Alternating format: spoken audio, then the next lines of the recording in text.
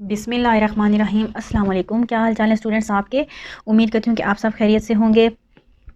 बच्चों, अब हमने इस 3.4 एक्सरसाइज का क्वेश्चन नंबर 6 स्टार्ट करना है। हमने इससे पहले सारे क्वेश्चंस कंप्लीट कर लिए हैं।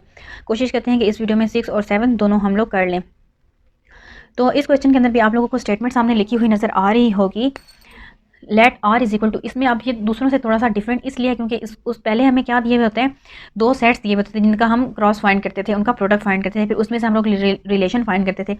लेकिन ये थोड़ा सा आसान इसलिए है कि इन्होंने हमें क्रॉस खुद ही फाइंड करके दे दिया और रिलेशन भी खुद ही निकाल के दे दिया। इन्होंने ये जो कुछ चीज़ें बोली हैं हमने सिर्फ ये फाइंड करनी है, तो ये थोड़ा शॉर्ट है दूसरों की निस्बत। तो इसमें देखें, अब आर हमें दिया हुआ, ये आर जो होता था ना, ये वाला आर, वो जो ये पहले हम लोग खुद जो क्रॉस होता है क्रॉस, उसके अंदर से हम इस आर को फाइंड करते थे, लेकिन इस क्वेश्चन में उन्होंने इस आर को खुद ही फाइंड करके दिया हुआ है, ये वाला। अब वो पूछ क्या रहे हैं हमसे, write R in set builder form. ठीक है, इस आर को हमने बिल्डर नोटेशन की फॉर्म में लिखना है। कौन सी वो होती है जिसमें हम लोग सिम्बल्स को यूज़ करते हैं। ठीक है, एक्स कॉमा वाई और एंड का और सच दैट, वो वाला। ठीक है, तो उसका लिखने का तरीका मैं आपको बता देती हूँ कैसे लिखते हैं। लेकिन आप लोगों ने ना पहले इस चीज़ के ऊपर गौर करना है, इन एलिमेंट्स के ऊपर। ये 2 और 0 है, ये 4 और 2 है, ये 6 और 4, 8 और 6। अगर आप लोग इनके ऊपर ज़रा गौर करें, ठीक है, अपना दिमाग लड़ाएं, तो आपको पता चल जाएगा कि जो x है ना, x, ठीक है, ये वाला 2 डिजिट बड़ा है y से, हर एक में। ठीक है, ये चीज़ भी एक आपको नज़र आ रही है। हम इसको फिर कैसे रिप्रेजेंट करेंगे, उसके अंदर हम ये लिख सकते हैं कि हर एक में 2 का ही फ़र्क आ रहा है, x और y में 2 का ही फ़र्क आ रहा है। तो y जो है वो छोटा है और x बड़ा है सब में 2 इनसे। हम लोग ये लिख सकते हैं कि x में से अगर हम y को माइनस करें तो इज इक्वल टू आंसर हमारे पास हमेशा क्या आ रहा है, 2 आ रहा है। मतलब 10 माइनस 8 करें तो 2 आता है, 8 माइनस 6 करें तो क्या आता है, 2 आता है। तो ये x माइनस वाई क्या करें, हम सब में x में से y को माइनस करें तो सब में हमारे पास 2 आंसर मिल रहा है। तो यही चीज़ हम यहाँ पे लिख सकते हैं। तो बच्चों अब हम इसको यहाँ पे लिख लेते हैं। ठीक है, हम लोग क्या करेंगे, पहले इसको लिखने का तरीका, बिल्डर फॉर्म में लिखने का तरीका ये होता है कि पहले आपने ये ब्रैकेट, ये बड़ी ब्रैकेट यूज़ करनी होती है, इसके बाद स्मॉल ब्रैकेट, और इसमें लिखते हैं x कॉमा वाई। इसके बाद ये सच दैट वाली लाइन आती है। सच दैट मतलब होता है इस तरह, कैसे आया हुआ है x और y जो है ये किस तरह है, इसमें हमारे पास हम ये लिख लेते हैं। ठीक है, कि x बिलोंग कर रहा है। अब हमारे पास सेट्स तो कोई नहीं दिए हुए, तो हम वैसे ही अपना a और b इसको यूज़ कर सकते हैं। और y किसे बिलोंग कर रहा है, b से। ठीक है, अब इसका मतलब है कि जो पहला वाला एलिमेंट 2, 4 और 6, 8 और 10, ये कोई a सेट होगा, उसके एलिमेंट होंगे। ठहरे मैं आपको यहाँ पे बता देती हूँ, थोड़ा सा इसको रफ नहीं आपने करना तो कोई नहीं है। a सेट में क्या एलिमेंट होंगे, पहले 2, 4, 6, 8 और 10। और जो कोई बी सेट इसका बन रहा है उसमें दूसरे 0, 2, 4, 6, 8, 0, 2, 4, 6 एंड 8। तो इस तरह से हम लोग यहाँ पे ये बता सकते हैं कि x a का एलिमेंट होगा और y b का एलिमेंट होगा। इसके बाद हम लोग क्या यूज़ करते थे, एंड वाला सिंबल बच्चों हम यहाँ पे यूज़ करते थे। एंड के लिए हम ये यूज़ करते हैं, किस तरह इसकी क्या, किस कंडीशन पे ये बने हुए हैं, किस कंडीशन के मुताबिक, वही जो मैंने अभी आपको समझाई है कि हम x में से y को अगर माइनस करें तो आंसर हमेशा क्या मिल रहा है, 2। तो ये वाला हमारे पास सेट आर को हमने बिल्डर फॉर्म में लिख दिया। ये पहला वाला हमने कंप्लीट कर लिया, write R in set builder form. तो आर को हमने बिल्डर वाली फॉर्म में लिख दिया है। तो और इसको हम फिर बस ये इसका है। अब इसकी डोमेन एंड रेंज आपने बतानी है। ठीक है, find its domain and range. दूसरे पार्ट में वो लोग क्या पूछ रहे हैं, इसकी डोमेन एंड रेंज आपने बतानी है। तो वो तो आपके बिल्कुल अब बाएं हाथ का खेल है, इसकी डोमेन एंड रेंज बताना। डोमेन ऑफ आर, ठीक है, इसको इस ब्रैकेट में लिखते हैं। ठीक है, इसमें स्मॉल ब्रैकेट यूज़ नहीं करते।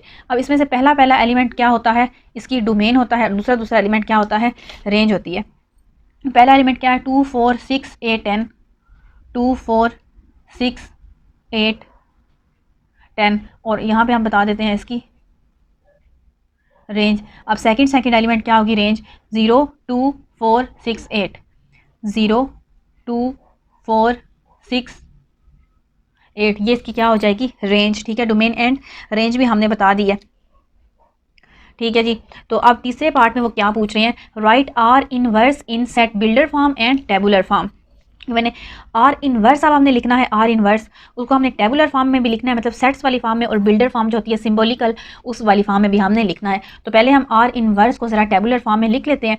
वो मैंने आपको पिछले सवाल में भी तरीका बताया था कि अब ये हम यहाँ पे क्या लिख लेंगे, ये मैंने ऊपर हेडिंग दी हुई है टेबुलर फॉर्म। टेबुलर फॉर्म में बच्चों इसका सिर्फ ऑर्डर चेंज करवा देते हैं। यहाँ पे जो है ना 0 2 लिखा हुआ है, हम क्या लिख देंगे इनवर्स में 2 0 लिखा है, हम 0 2 लिख देंगे। ये 4 2 लिखा हुआ है, हम 2 और 4 लिख देंगे।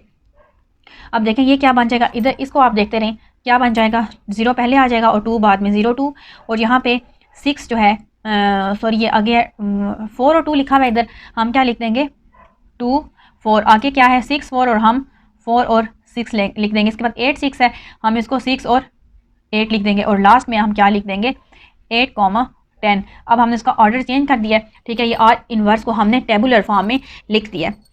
तो बच्चों इसके बाद हमने इसी को लिखना है सेट बिल्डर फॉर्म में, मतलब जैसे हमने आर को बिल्डर फॉर्म में लिखा था ऐसे यहाँ पे आर इन्वर्स को भी अब हमने बिल्डर फॉर्म में लिखना है। ये आर इन्वर्स हो गया, ठीक है। इसके बाद ये ब्रैकेट यूज़ करते हैं, यहाँ पे आप एक्स कॉमा वाई था, हमने क्या लिखना है वाई कॉमा एक्स, ठीक है, सच दैट। अब ये पहला एलिमेंट जो 0 है, ठीक है, ये वाला हमारे पास अब किसका एलिमेंट है, देखिए मैंने आपको यहाँ पे बताया था सेट बी का ही एलिमेंट है वाई।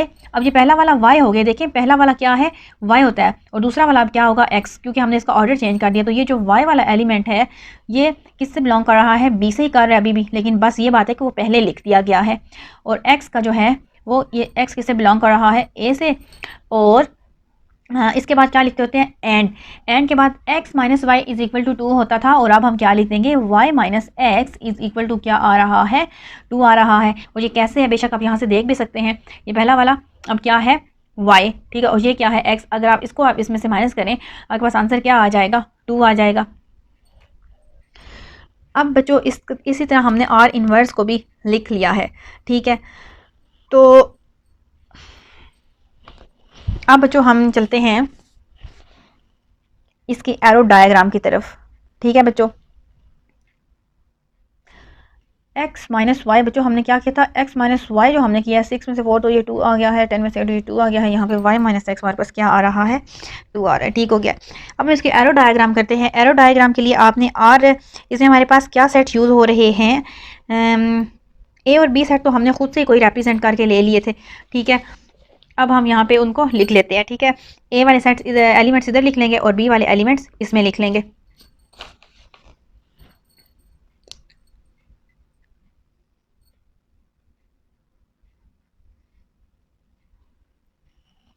अब बच्चों यहाँ पर हमारे पास इसको हम ए का नाम दे देते हैं और इसको बी का।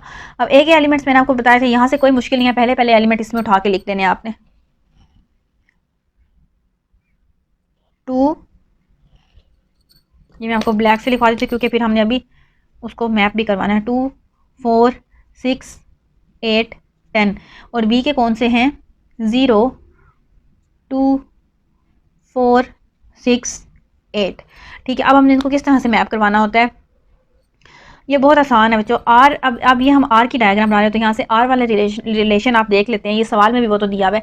2 किस पे मैप कर रहा है 0 पे, 4 किस पे कर रहा है 2 पे और 6 किस पे कर रहा है 4 पे। अब जो जो मैप जहाँ कर रहा है आपने उसको उसके साथ मिला देना है। 2 0 से है और 4 2 से है, 6 4 के साथ है और 8 जो है ये 6 के साथ है, 10 जो है ये 8 के साथ है। तो इसमें लास्ट वाला जो हमने क्वेश्चन किया था बच्चों उसमें तो फिर भी वो थोड़ा कॉम्प्लिकेटेड बन गई थी उसकी एरो डायग्राम, इसकी तो जो है वो बहुत ज़्यादा इजी है। जो इसकी आर इन्वर्स की डायग्राम है वो भी बिल्कुल ऐसे ही है। तो ठीक है बच्चों, इसकी जो आर इन्वर्स की एरो डायग्राम होगी उसके अंदर भी हमने ऐसे ही एलिमेंट्स लिख लेने हैं, ठीक है। उसमें अब यहाँ पे हम बना लेते हैं सेट बी को पहले और इस साइड पे बना लेते हैं ए को, और अब हमने इसके मुताबिक ही इनके एलिमेंट्स भी लिख लेने हैं।